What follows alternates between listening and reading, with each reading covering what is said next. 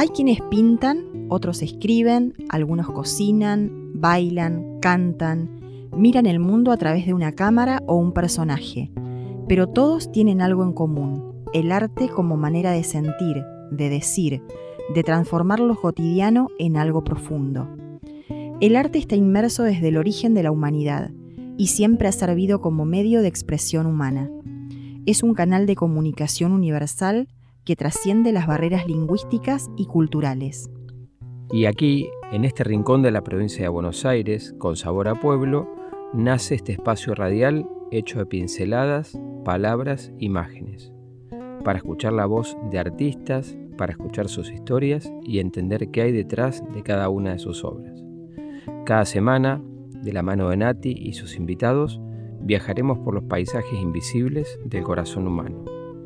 Pintores, poetas, músicos, soñadores tendrán un rincón de este aire que se vuelve refugio. Bienvenidos a Alma de Artista, un espacio donde los silencios también hablan y cada encuentro deja una huella.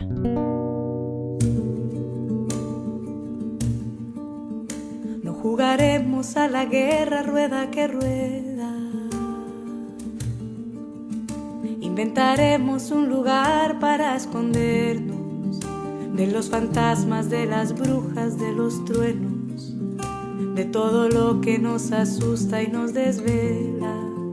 Inventaremos una historia que contar, la pintaremos de amarillos y de soles, y cuando el cuento casi esté por terminar, nos inventamos un final con más colores. Ale, ale, la vida está por empezar. Ale, ale, no hay que perderse ni un segundo.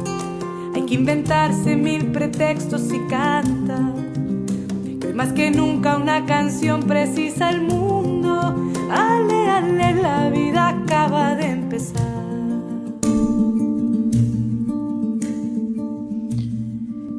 Muy buenas tardes a toda la audiencia. Acá comenzamos con nuestro programa Alma de Artista, donde las voces del arte, de los artistas nuestros, tienen su lugar. Para comenzar el programa de hoy, quiero compartirles una frase de Pablo Picasso que dice que el propósito del arte es lavar el polvo de la vida cotidiana de nuestras almas. Y justamente eso es lo que intentamos hacer con nuestro programa, de transmitir o de llevarlos a ese lugar de la creatividad, de la despreocupación, para descontracturarnos, para alejarnos de los problemas, de lo que nos pasa en la vida cotidiana. Creo que el arte nos lleva a ese lugar mágico donde no hay preocupaciones, donde en general cuando nos ponemos a leer un libro, o ver una obra, o ver un cuadro, o escuchar música, nos lleva a un lugar despreocupado, ¿no? Y eso es lo que muchas veces nos han transmitido por ahí la gente que nos escucha, gracias a los que mandan mensajitos a nuestro teléfono, al teléfono del programa, y nos dicen un poco eso, como que es un lugar de recreo, un lugar donde por ahí el artista que viene a contar su historia los transporta a otro lugar. Y esa es la intención de este programa. Estamos saliendo por Radio Las Flores, AM 1210 y FM 89.7. Quiero que Martín, hola Martín. ¿Cómo andas, Nati? Bienvenidos a este nuevo programa. Muchas gracias. Quiero que nos digas nuestros canales de comunicación. Bien, a través de WhatsApp lo pueden hacer por el 2244 50 46 11. En YouTube nos encuentran como Alma de Artista Radio Las Flores y en Instagram como Alma de Artista Entrevistas. Muchas gracias. Bueno, como siempre en el programa de hoy tendremos una entrevista a un invitado del arte que nos va a contar su historia, su trayectoria, nos va a abrir su alma. Una entrevista de una columna de literatura y una columna de mitos y leyendas. Ya comenzamos con el programa del día de hoy. Quiero agradecer profundamente también a Bruno Gioiosa, nuestro operador técnico, y a Carlos Carricaburo, nuestro productor artístico. Y gracias por escuchar. En lo más profundo del tiempo, cuando los dioses caminaban entre los hombres y las estrellas tejían destinos, nacen los mitos. Historias siempre vigentes que cruzan los siglos. Ahora, en Alma de Artista, viajaremos a través de lo sagrado y lo profano entre héroes, dioses, musas, laberintos y oráculos. Porque detrás de cada mito hay una verdad escondida, una metáfora que aún late en nuestra memoria y que es a veces la mejor manera de entender el presente. Hola a todos. En esta oportunidad voy a leer una leyenda maya llamada Los Hombres de Maíz, que está adaptada por Mayra Lizeth Morales Martínez y publicada en una página del Instituto Nacional de los Pueblos Indígenas. Los Hombres de Maíz. Mucho tiempo antes, cuando el mundo apenas iniciaba, solo existía el cielo y el mar. No había animales, ni tierra, y mucho menos seres humanos. Al ver lo solitario que se encontraba todo, 3 dioses crearon la tierra, las montañas, los árboles y los primeros animales, las aves y venados que habitaban en los valles. Sin embargo, los dioses querían crear un ser que hablara, tuviera conocimientos y los venerara. Fue así como surgió la idea de formar al hombre. Los dioses tomaron lodo y con él formaron al primer hombre. Con sus poderosas manos moldearon su cabeza dándole las más hermosas facciones. Hicieron sus brazos y piernas fuertes con el fin de que les sirvieran para trabajar la tierra. Y aunque al principio se sintieron felices con el resultado, el hombre de lodo no podía realizar las actividades más básicas.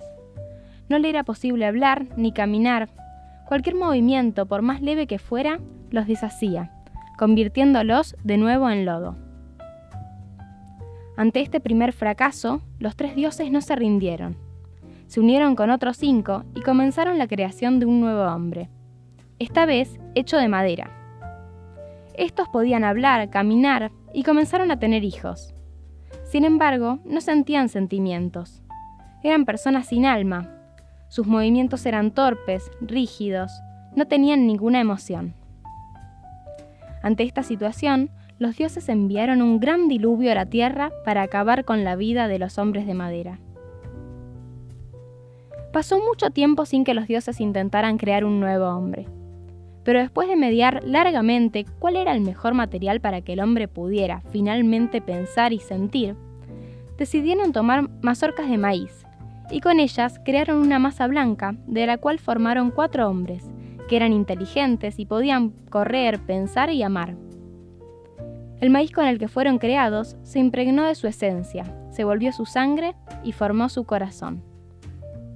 Al ver su nueva creación, todos los dioses quedaron satisfechos de su trabajo. Los hombres de maíz comenzaron a poblar la tierra, les enseñaron a sus hijos a respetar la naturaleza, a sembrar la tierra y a nunca olvidarse de venerar a los dioses que los habían creado. Quise traer esta leyenda porque me parece muy importante conocer un poco más de la cultura de los pueblos precolombinos, en este caso, la cultura maya, ya que el 12 de octubre se recuerda el Día del Respeto a la Diversidad Cultural.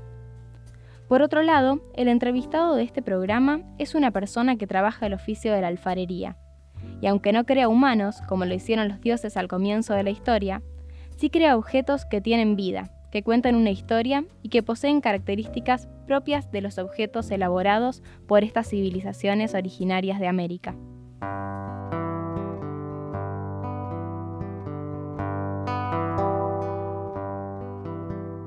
Sur de la orilla de acá, de mi río que corta una tarde naranja.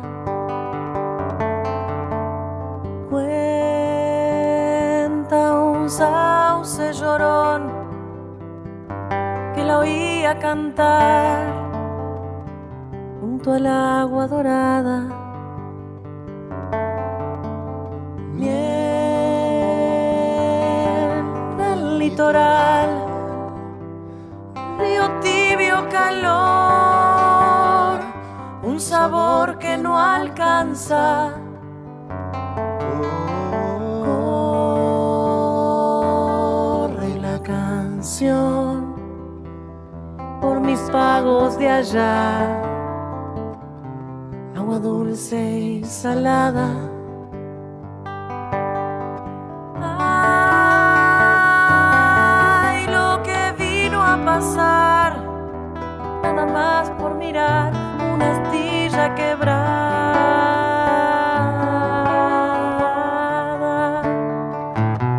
Ese tren se salteó, la parada Esperanza.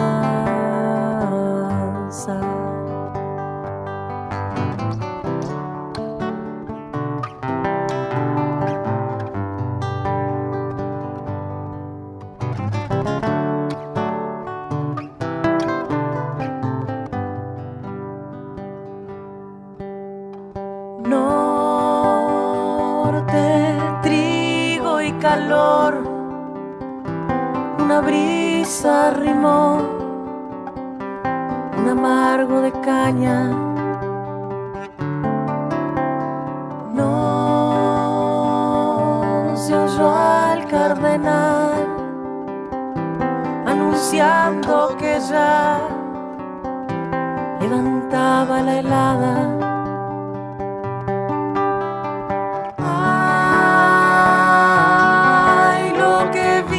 Pasar, nada más por mirar una astilla quebrada.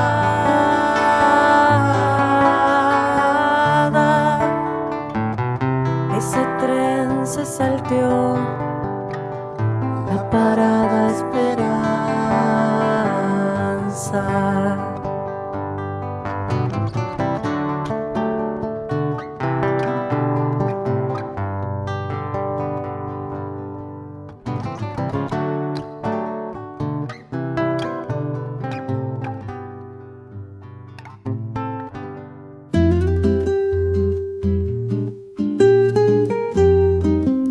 Detrás de cada obra hay un mundo, un gesto, una duda, una tristeza, una esperanza y una historia que merece ser escuchada. En Alma de Artista nos sentamos frente al alma del creador para acompañarlo en el relato de su viaje, porque cada trazo, cada nota, cada palabra, cada imagen lleva consigo una búsqueda. Hoy abrimos esa puerta y nos dejamos llevar por la emoción de ese viaje y dejamos que el arte hable a través de quien lo cree. Bueno, después de haber escuchado el primer tema musical, nos vamos a adentrar en la entrevista del día de hoy y para eso les voy a presentar a nuestro invitado. El camino del arte de nuestro invitado comenzó por 1980, cuando dio los primeros pasos en el mundo de la cerámica junto a la profesora Eda Perdicizzi de La Plata. Unos años después, el destino y su impulso lo llevaron a tomar las riendas del taller de cerámica en la Dirección de Cultura. Y desde allí hasta la actualidad, su actividad docente no ha parado. A lo largo del tiempo continuó perfeccionándose en talleres de La Plata y Buenos Aires, y sumó 2 años de estudio de cerámica japonesa en el Centro Argentino Japonés. Allí también se adentró en la ceremonia del té, descubriendo la belleza de sus rituales orientales y la delicadeza de sus formas. Su curiosidad artística lo llevó por otros caminos, explorando la cocina china y el arte tailandés en el tallado de frutas y verduras, buscando unir lo estético, la paciencia y la precisión. Su producción en la cerámica se inspira en las culturas precolombinas, fusionando raíces ancestrales con el toque contemporáneo. Participó en los 12 encuentros de cerámica negra, reflejando su compromiso y su creatividad. Con nosotros, Carlitos Lerra, un artista que nos mostrará su alma, aquí en Alma de Artista. Gracias, Carlitos, por venir. Te damos la bienvenida a nuestro programa. Muchas gracias por invitarme y bueno, es un placer estar acá con ustedes. Bueno, gracias. Espero que te sientas cómodo y que nos cuentes un poco de tu trayectoria, que hace un montón de tiempo sos como el maestro de la cerámica acá en Las Flores. Y prácticamente soy pionero. Sí. Contanos un poco, Carlitos, cómo empezaste con el tema de la cerámica, porque vos arrancaste con Eda, que ella venía a Las Flores, ¿no? a dar un taller de sí, cerámica. Ella venía a Cultura por medio de la provincia Ujú. a dar un taller semanal. Sí. Y bueno, me anoté porque me interesó siempre. Pero no, en esa época no había horno, no se cocinaban las piezas. O sea, uno fabricaba, se mandaban a La Plata y llegaban, de 10 piezas llegaba una.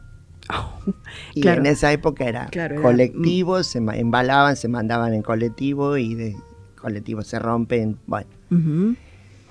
Hasta que apareció la posibilidad de comprar un horno que se compró en Chascomús, Ujú. que es el horno que actualmente está en Cultura. Y bueno, se restauró ese horno y tuve que tomar clases para aprender a cargar, a manejar Bien. el horno. Bien. Y bueno, y de ahí ya... Ahí arrancaste después con tus talleres. Sí, fue todo un empujón. O sea, me metieron sin que yo tuviera interés en enseñar. Ujú. Porque dijeron, vos sos el que estás más avanzado, así que hacete cargo. Y bueno, Y así fue. y así fue. Y después empecé a viajar a La Plata, a hacer talleres para aprender, porque yo sabía levantar piezas, pero no sabía nada de esmalte, nada de otras cosas. Claro. Así que fue todo un mundo totalmente nuevo. Eso fue tu primer acercamiento, o sea, vos no tenías una idea previa de la cerámica.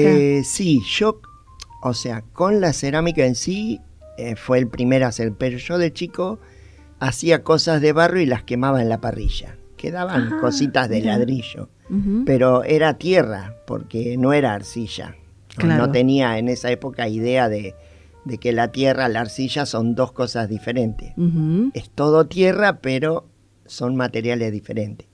¿Y cuánto tiempo estuviste en Cultura, Carlitos? Y en dando Cultura talleres? estuve del 84 hasta el 2019. Un montón. Eh, Y ahí eran talleres para adultos, para niños. Adultos y chicos. Ujú. Yo daba 2 días a la semana, de 2 de la tarde a 8 de la noche. Ajá, Había un turno de adultos y 2 turnos de chicos. bien. ¿Y cómo fue esa experiencia para vos? Y no, fue muy buena experiencia. Yo nunca pensé que iba a poder ser docente y sin embargo, sin haber estudiado para eso, Ujú. me la rebusqué bien, digamos. Bien. Y a raíz de eso también salió que en Cacharí, la chica que daba en Cacharí se tenía que hacer una operación y me llamaron para hacer una suplencia. ¿También en Cultura del Cacharí o no? En la biblioteca, Ajá. en la biblioteca Almafuerte. Ujú. Y bueno, y después cuando la chica quiso volver, la gente de Cacharí le dijo que no, que querían seguir conmigo y bueno, estuve 24 años seguidos en Bien. paralelo con lo de acá. Después dejé 2 años y volví 2 años más, o sea, 26 años en Cacharí estuve. Después estuve yendo a Pardo también por Cultura. Ajá. Sí, pero ya esa no fue la mejor época. Ujú. Pero después Cultura, hemos hecho muchísimas cosas, ir a la Casa de la Provincia, ir a exponer a un montón de lugares. Bien, eso te iba a preguntar, ¿cómo fue eso de exponer en distintos lugares? ¿Fue a través de Cultura, A través digamos? claro, a través de Cultura se hacían presentaciones en la Casa de la Provincia y bueno, se llevaban diversas actividades de las flores, Ujú. tanto de canto, de danza, de Bien. bueno, cerámica, pintura, Sí, todo sí, ese sí. tipo de artesanías también. Y bueno, después surgió lo de Cosquín, que A ver. eso también fue algo que nunca lo pensé. Fui como de paseo azul, gané en azul. Con y- una pieza. Claro, o sea, en azul yo gané una beca para ir a Cosquín. Bien. Me dieron media beca porque premiaron a 2, Ujú. que fue Luis Ailán y yo. Ajá. Y esa media beca era para mí, la otra media para Ailán. Ailán iba en platería. En platería, sí. Bien. Y después en Cosquín, qué sé yo, fue también una cosa rara porque me dieron un puesto, la primera noche vino un viento terrible, voló las carpas, me rompió cualquier cantidad de cerámicas,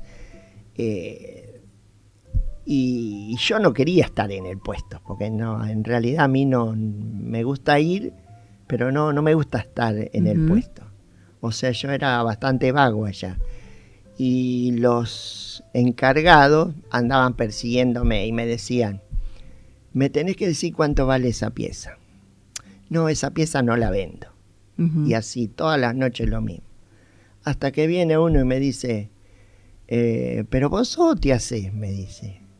Esa pieza es la ganadora, me tenés que decir el precio.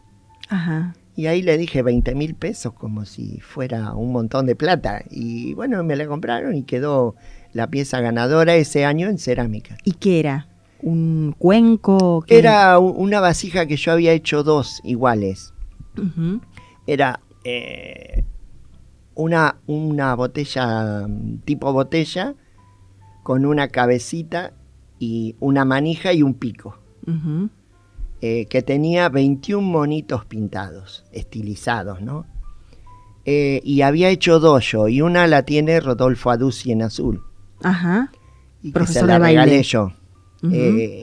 Y bueno, y quedó esa pieza ganadora en Cosquín. Mirá, qué bueno. Sí. Carlitos, y desde que comenzaste con la cerámica hasta ahora, ¿no? ¿Cómo fue ese proceso? Digo, ¿hubo cambios en los materiales, en la manera de pintar, en cosas que vos hayas incorporado? Sí, muchísimos. Bien, a ver. Los primeros tiempos era todo esmalte transparente. Ajá. No había esmaltes de colores. Cuando hice la primera exposición, que la invité a una señora que es la que me proveía todos los materiales, que siempre fue de decirme, vos llevá todo lo que necesites, me lo pagás cuando puedas, como puedas, ¿no? Sofía Regalado de La Plata. Y bueno, la invité a la primera exposición y me dice, lo único que te tengo que criticar es que tenés que poner más color. Dice, porque era todo transparente. Ajá. Y en esa época estaban de moda hacer piezas con rositas. Sí. Todas rositas. Sí. Talladas o... no, modeladas. En la misma en pasta. la misma cerámica. Pero era todo rosita. Era la... que todavía hay piezas en muchos lados con rosas grandes, rosas chicas. Y después, bueno, ya a raíz de eso empecé a incorporar esmaltes. Después empecé a incorporar engobes, pigmentos y así, de todo. Y el tema de la cerámica negra, a ver, ¿cómo es? Primero, ¿cómo fue ese proceso en vos? O sea, cuando lo fuiste aprendiendo. Y contanos un poco cómo es eso. En realidad no hay una cerámica negra. Ah, bien. Bueno, eso quiero que cuentes cómo es. Quedó porque dije, vamos a hacer un encuentro de cerámica negra y quedó. Pero en realidad la cerámica negra es ahumada, no hay barro negro. O sea, de entrada uno lo ve al barro negro, pero después que lo quemó queda rojo. Ah, bien. Cambia. Bien. Y bueno, empezamos, yo me acuerdo que hice un primer acercamiento al primer encuentro en la vereda de mi casa. Hicimos un pozo con una parrilla, quemamos algunas piezas ahí y salió. Y dijimos, y bueno, ¿y si lo hacemos en la Plaza Sol el año que viene? Y empezamos a hacer en la Plaza Sol, hicimos varios años los primeros, hasta que pasamos a Cultura. Y yo traía gente de La Plata, venía gente de Bahía, venía gente de Catamarca, venía gente de Río Negro. Bien. Y de acá de la provincia, de muchos lados. Y se hacían unos encuentros muy, muy lindos, y hasta el último, que fue en 2019. Sí. Que después vino la pandemia y ya ahí se cortó. Se cortó, yo me jubilé y quedó parado. Y ahora este año Juan Saladino Sí. me dice, ¿qué te parece si lo volvemos a hacer?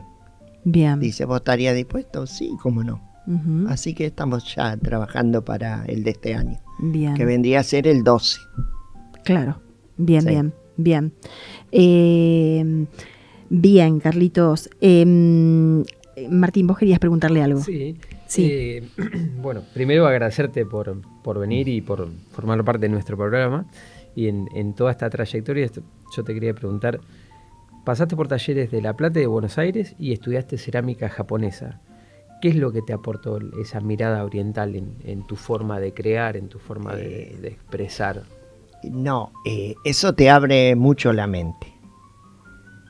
La cerámica japonesa tiene una antigüedad de 8.000 años. O sea, es una de las más antiguas del mundo. Quería ir por ahí. Por Sí, eso, es una de las más antiguas. Uh-huh. Y siempre he tenido algo que ver con lo japonés. No sé por qué. Con lo oriental. Pero bueno, siempre Sí. estaba ahí dando vueltas. Qué bueno. Y a raíz de eso, las primeras clases el profesor, que era Jorge Vangueses, me enseñó a hacer el chaguán, el misusashi, todos los elementos para la ceremonia del té. Entonces yo le pregunté cómo se usan. No, dice, yo la verdad no tengo ni idea. Y por ahí una chica dice, acá cerquita, dice, están enseñando. Y me fui. Y ahí estuve hasta el día de hoy. Sigo estando en la escuela. De cerámica O sea, japonesa. De ceremonia de té. Bien. Que tiene mucho que ver con la cerámica. Ajá. Mirá. Es Qué lindo. todo Está uno. todo relacionado. Está todo relacionado. Las flores, vestir, caminar, cocinar. Mirá. Está todo englobado en la ceremonia del té. Ujú. Es una experiencia de vida que no termina nunca. Ajá. Nunca vas a decir, me recibí de esto. Vas descubriendo cosas. Vas descubriendo cosas todos los días. en la trayectoria. Y es muy diferente estéticamente lo que uno ve, no sé, de la cerámica tradicional nuestra a lo que sería la japonesa, sí. Sí, totalmente. Totalmente. Ujú. O sea, nosotros como pueblo argentino, desde la época de la colonización, Sí. no tenemos cerámica. Ujú. La cerámica venía todo de Europa. Ajá. Todos tienen vajillas inglesas, francesas, alemanas. Mm, No había producción de cerámica, ni siquiera utilitaria. claro. Sí, los pueblos anteriores a la colonización sí tenían cerámica, Ujú. que al llegar la colonización se perdió. Claro. Era una cerámica, era el Utilitaria. barro, utilitaria, eran cuencos, ollas, tipo jarros, Sí.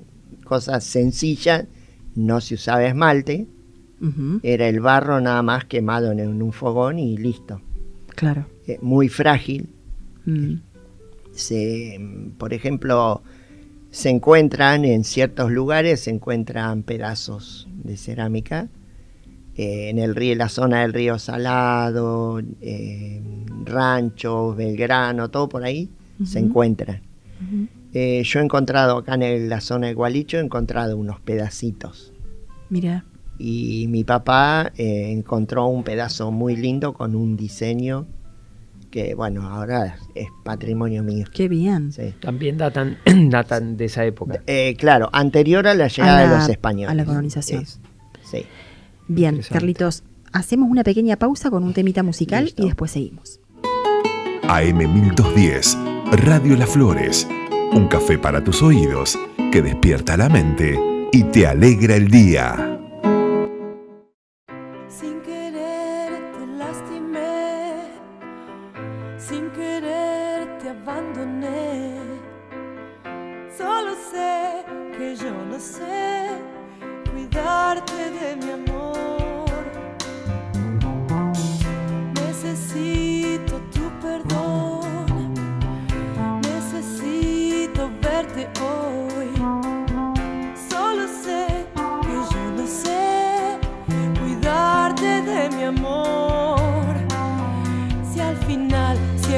tiempo se va, donde caen los días. Si al final abrazarse al dolor no nos deja brillar, dime qué será de los dos cuando pase la vida. Algo ocurrirá, tengo una sensación, una carta guardada, un buen signo del sol. Nada es para siempre, nada es para siempre. No me digas, mi amor, que te falta valor, porque nada es para siempre. Si pudiéramos hablar, si pudiéramos dejarlo, vos sabés que yo no sé cuidarte de mi amor. Otra vez me equivoqué, otra vez te abandoné. Vos sabés que yo no sé cuidarte de mi amor. El azar nos permite cambiar nuestro incierto destino. El temor que nos puede vencer sin mirar más allá. Yo creo que al final nunca sé dónde voy, pero sigo un camino. Algo ocurrirá, tengo la sensación, una carta marcada, un buen signo del sol. Nada es para siempre, nada es para siempre. No me digas, mi amor, que te falta valor, porque nada es para siempre. Nada es para siempre. Oh, nada es para siempre. Si tu risa escapó, si no escuchas mi voz, sabes, nada es para siempre.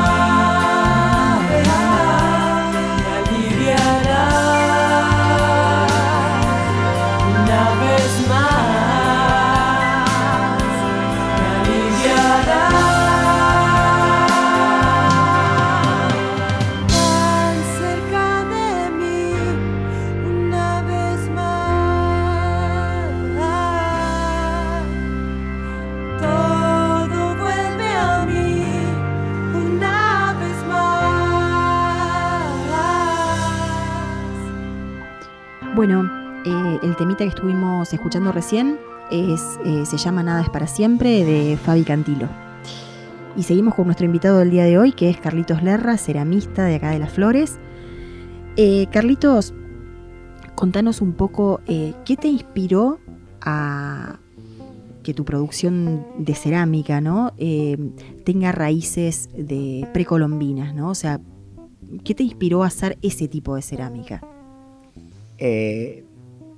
Creo que es algo que venía por dentro. Ujú. Y en uno de los viajes que hice a Perú, estuve en un museo que había piezas desde el suelo hasta el techo. Y en esa época yo no tenía ni cámara ni nada, así que dibujaba. Ujú.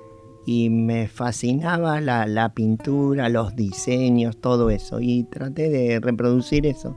Mirá. Y después empecé a estudiar cada vez más las culturas precolombinas y empezás a descubrir que hay una riqueza infinita, Claro. infinita. Ujú.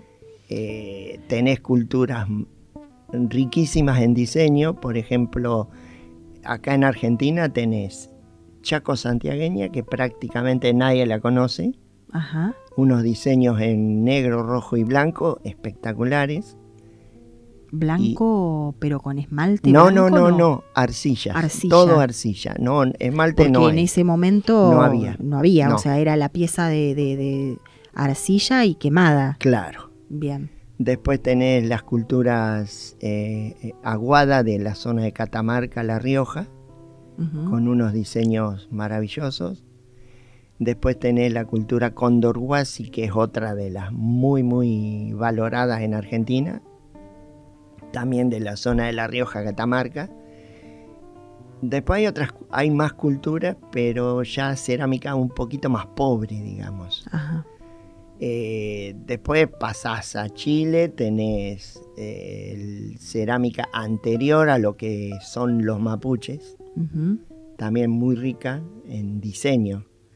Y después tenés en el norte de Chile todo lo que es diaguita chileno, que son unos diseños re intrincados. Y ahora, haciendo unas comparaciones, encontré que esos diseños son similares a unos diseños de Tayikistán, en Asia. Ajá. O sea, son similares. O sea, ¿qué conexión se puede generar ahí? No sé. Ujú. Lo mismo que la famosa guardapampa. Sí. En esa zona de Tayikistán, todo eso, se hacía la misma, el mismo estilo del ICAP, el hilado, Ujú. para formar lo que es la La cruz guarda, pampa, claro. ¿no? Y se repite y se repite. Después tenés en Perú cultura moche, que es espectacular en el modelado, no en los colores, mucho Ujú. modelado. Después más al sur tenés la cultura nazca, que es la más maravillosa, manejaban hasta 15 colores. ¿Y esos colores cómo se los daban? Todos minerales, Ajá. minerales y barro.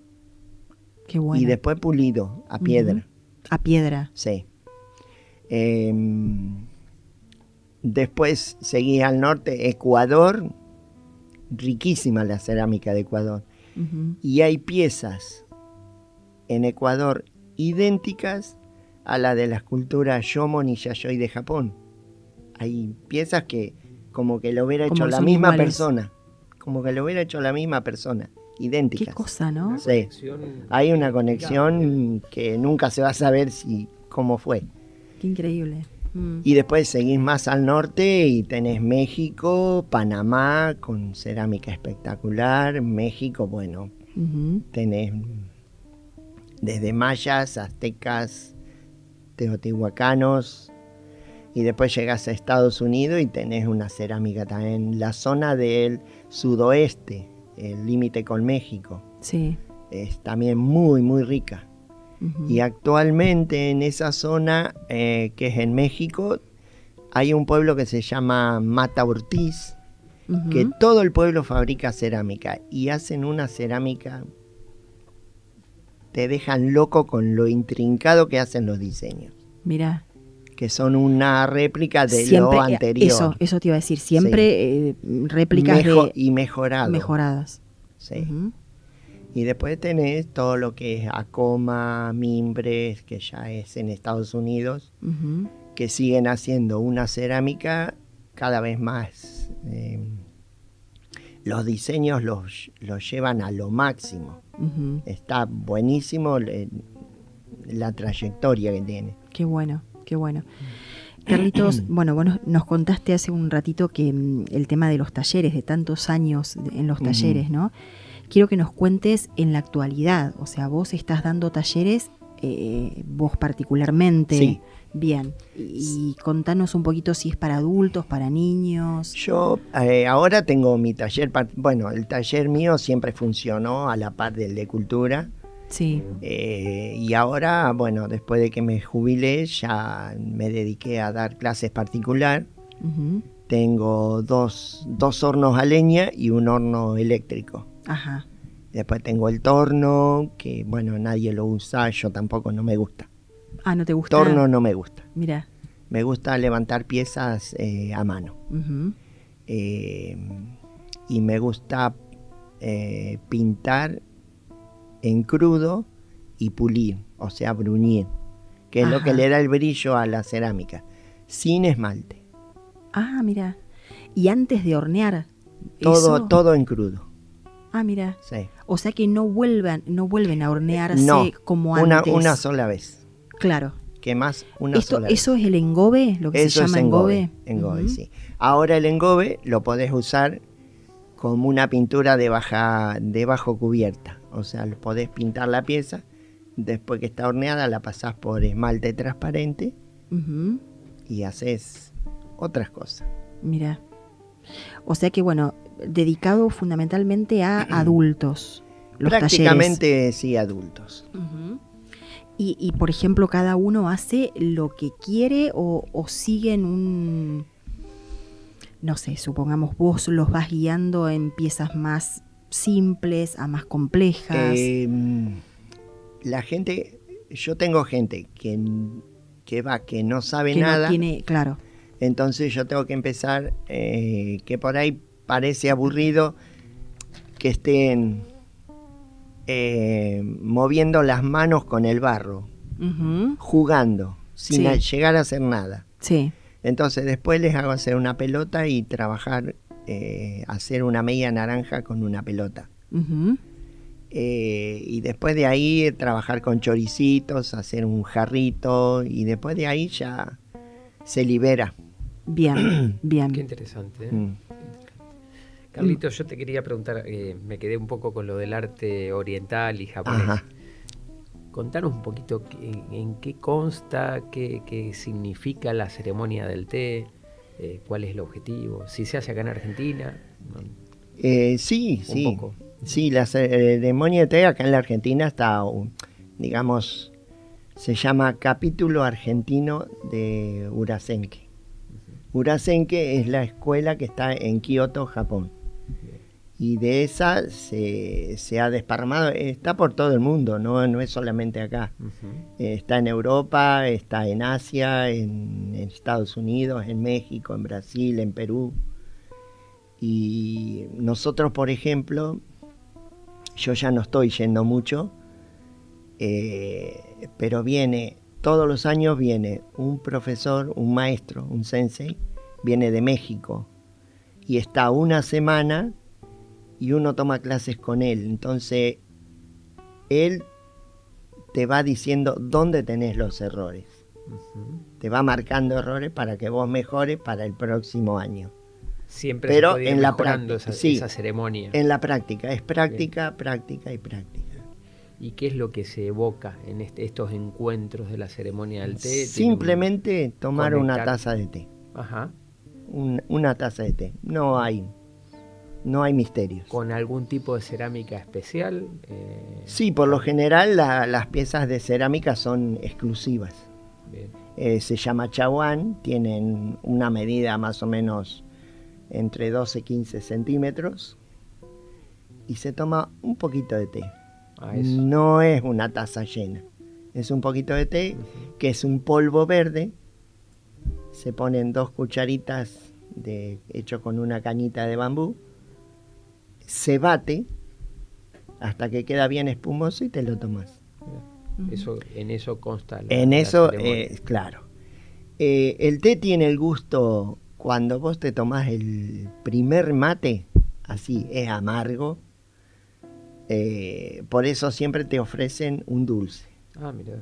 Primero comes un dulce y después te tomas el té. Interesante. A mí me gusta bien amargo. Hay mucha gente que no le gusta tan amargo. Y hay dos formas de hacer, tenés un montón creo que son 36 formas de hacer té. Pero la básica es la de verano, invierno y primavera. Son distintas infusiones. No, o distintas siempre, formas de prepararlo. El té siempre es el mismo. Ah. Los movimientos son los diferentes y los elementos que usás. Ah. Por ejemplo, en invierno se usa vendría a ser en un fogón. Ajá.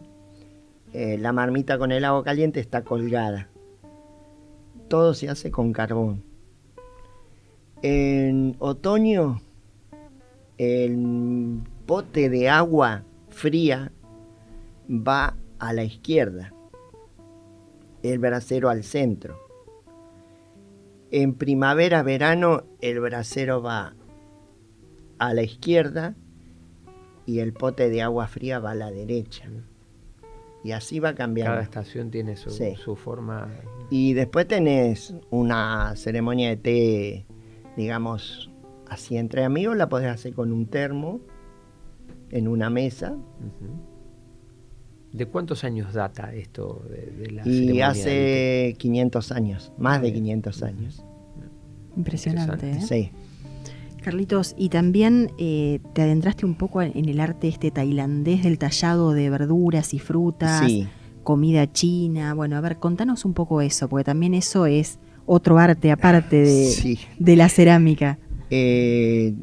A raíz de todo eso, bueno, yo en una época cociné muchísimo, hacía fiestas, uh-huh. eventos. Y bueno, apareció la posibilidad de aprender con una señora que enseñaba este arte tailandés. Así que iba una vez por semana y viajaba, llevaba cebollas, remolachas, de todo. Uh-huh. Tallaba y traía, y después repetía yo. Y después me pasaban diseños Ajá. para hacer. Uh-huh. Y bueno, y yo en una época hice muchos trabajos en fiestas acá de tallar melones con forma de ganso, uh-huh. Con ajíes, o sea, es amplísimo lo que podés hacer. ¿Y comida, más que nada hiciste o haces comida china o comida no? China, sí. Bien. Comida china, fui a aprender con un matrimonio de chinos de Taiwán, uh-huh. que tenían un hijo, me acuerdo porque el nene se llamaba Atahualpa Wu. Bien argentino. Sí, bien argentino y el apellido pero el apellido chino. Sí. Uh-huh. Bien. Bueno, Carlitos, como última pregunta, vos sabés que a todos los invitados le preguntamos uh-huh. lo mismo. Bueno, que nos cuentes un poco si tuvieras la posibilidad de cambiar algo en el mundo, ¿qué cambiarías?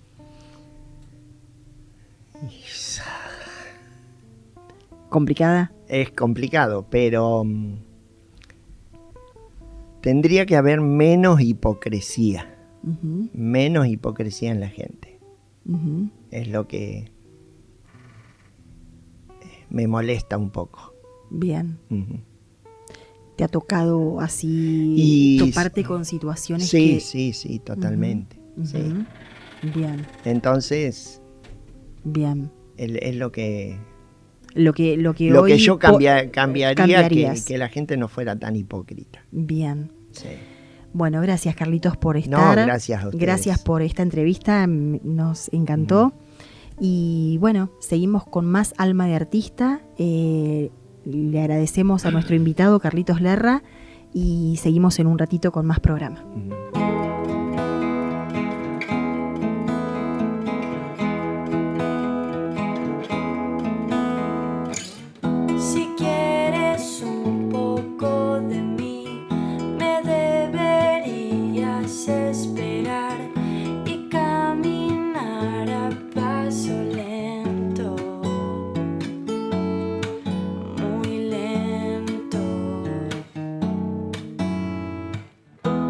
Por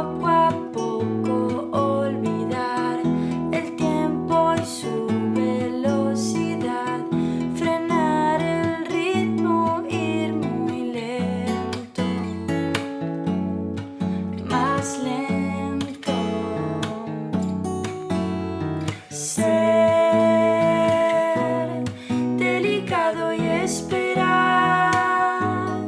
Dame tiempo para darte todo lo que tengo. Ser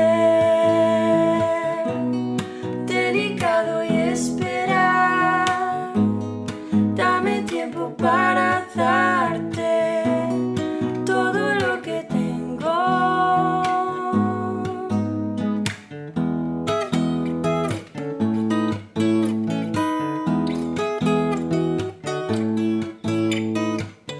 Si quieres un poco de mí, dame paciencia y verás, será mejor que andar corriendo. Levanta el vuelo y poco a poco olvidar el tiempo y su velocidad. Frenar el ritmo, ir muy lento, cada vez más lento.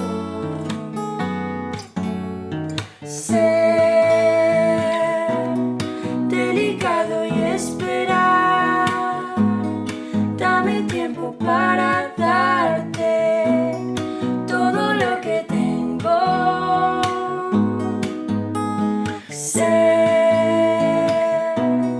delicado y esperar. Dame tiempo para darte todo lo que tengo. Si me hablas de amor, si suavizas mi vida, no estaré más tiempo sin saber qué siento. Ser delicado y esperar. Dame tiempo para darte todo lo que tengo. Ser delicado y esperar. Dame tiempo para darte todo lo que tengo.